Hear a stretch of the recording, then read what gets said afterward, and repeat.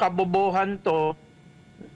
Matagal na namin sinasabi na isa itong kabobohan, kasi imbis na patawan ng tax itong, deposits po natin na kailangan talagang taasan yung ating savings rate, pinaparusahan pa yung mga nagse-save ng money sa bangko. So, anong klaseng gobyerno meron tayo na imbis na i-encourage yung savings, dini-discourage yung savings. Ang mangyayari po dito, hindi na idedeposito ng taong bayan yung pera nila sa mga bangko. O kung magdedeposito man sila, hindi na ganun kalaki. Prof, pag-usapan po natin itong tungkol nga po sa 20% tax dito po sa interest income mula sa bank deposits. Bunsod nga po dito sa Capital Market Efficiency Promotion Act. Nilinaw nga kahapon ng DOF na hindi ito bagong pagpapataw ng buwis sa mga bank deposits po natin. Ito'y dati pa pala na naipapatupad, pero sa kabila niyan, maraming inalmahan, umalma dito nga po sa ipinatutupad na batas. Ano ho bang masasabi po ninyo dito, Prof? Medyo kabobohan 'to. Matagal na namin sinasabi na isa itong kabobohan, kasi imbis na patawan ng tax itong deposits po natin na kailangan talagang taasan yung ating savings rate, pinaparusahan pa yung mga nagse-save ng money sa bangko. So, anong klaseng gobyerno meron tayo na imbis na i-encourage yung savings, dini-discourage yung savings. Ang mangyayari po dito, hindi na idedeposito ng taong bayan yung pera nila sa mga bangko. O kung magdedeposito man sila, hindi na ganun kalaki.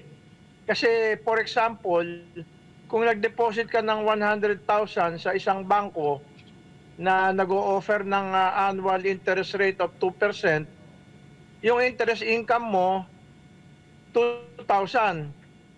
Pero pag dineduct mo yung 20%, yan 400. So yung net income mo, imbes na 2,000, magiging 1,600 na lamang. Ninakaw na ng gobyerno yung 400 pesos mo. Ngayon, yung 20% tax sa interest earnings from the bank deposits, sinasabi nila hindi bago.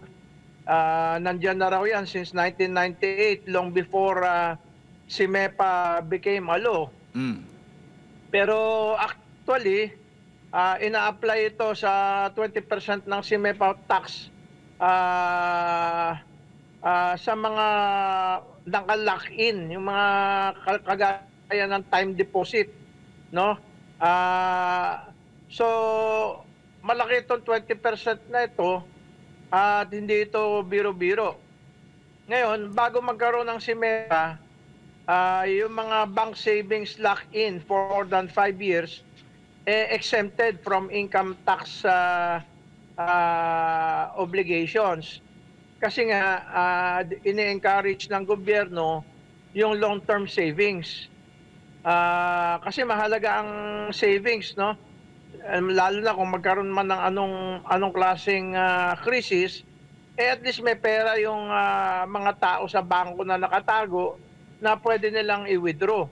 Kaya dapat, imbis na i-discourage natin yung savings, dapat in-encourage natin yung savings by not taxing savings.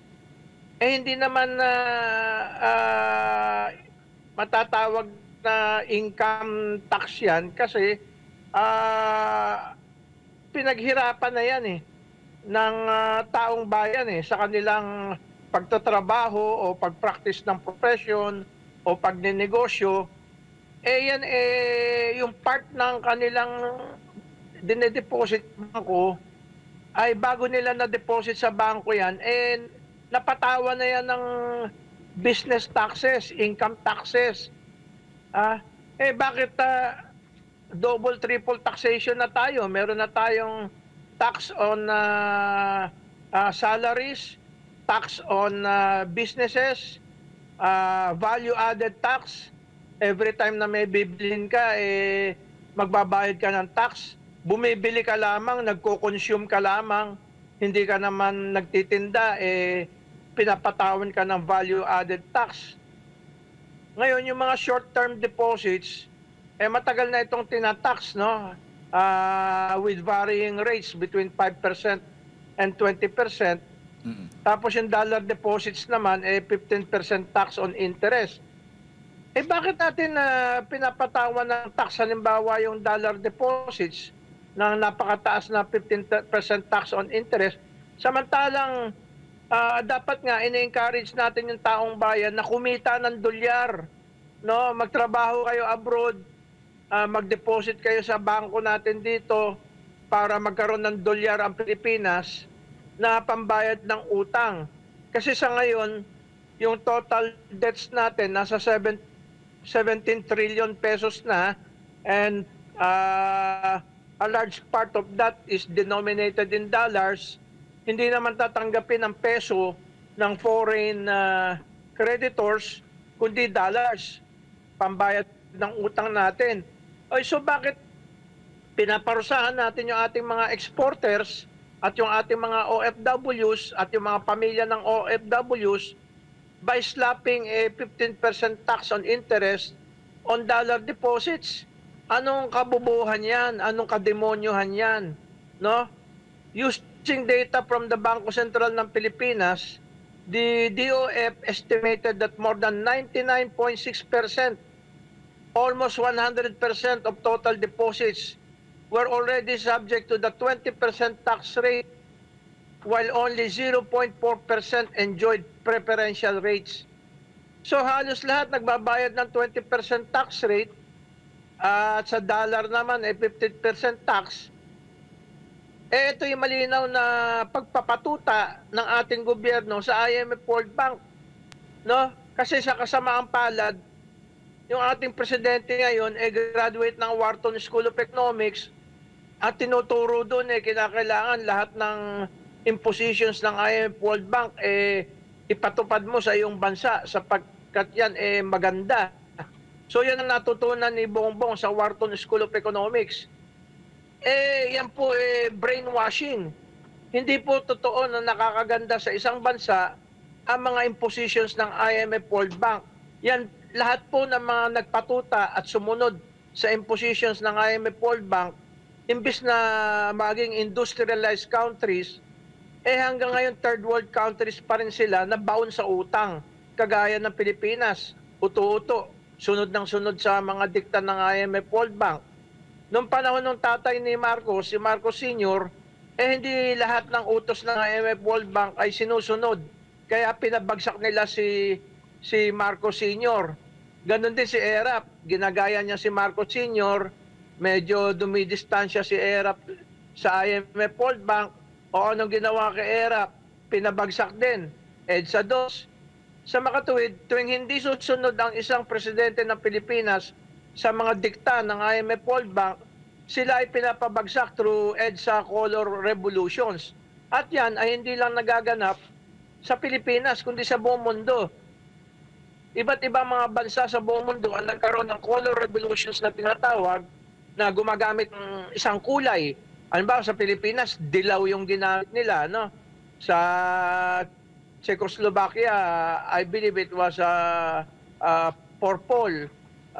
Basta may kulay silang ginagamit to rally the paid hacks of the IMF World Bank under that color, and to demonstrate in a particular street in that country na major thoroughfare, katulad sa Pilipinas, EDSA at saka yellow color yung ginamit. Sa buong mundo ginagawa ito ng CIA at saka ng IMF World Bank para lahat ng bansa sa buong mundo manatiling baon sa utang at manatiling third world country, hindi na uunlad. So nung pinagtangkaan ni Marcos Sr. na magkaroon tayo ng 11 major industrial projects para umunlad tayo, siya ay pinabagsak. Kasi kung matutuloy yung 11 major industrial projects, hindi na natin kailangan ng Amerika, hindi na natin kailangan ng IMF, World Bank. Kaya pinabagsak si Marcos Sr. Opo, Sa kasamaang palad, pinag-aaral ni Marcos Sr. yung anak niya, si Marcos Jr. sa Wharton School of Economics. So nabriwas itong si Marcos Jr. na maganda yung mga policies ng IMF, World Bank. At yan ang pinapatupad ngayon ni Marcos Jr., mga policies ng IMF, World Bank. Samantalang yung mga bansang tumiwalag at hindi sumunod sa mga utos ng IMF, World Bank, katulad ng South Korea, ginaya lang si Marcos Sr., no? Nagpagawa ng katumbas nila na 11 major industrial projects, umunlad ang South Korea.